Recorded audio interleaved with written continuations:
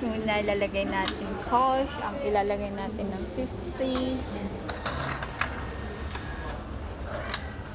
Confirm.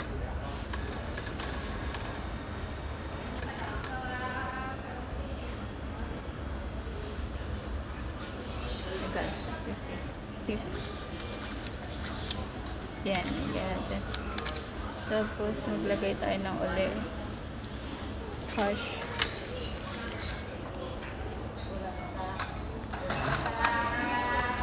Mag-load tayo ng malaki guys kasi para hindi na natin magastos yung pera. Ayan, hanggang next year na yan na. Ayan, so may $100. See?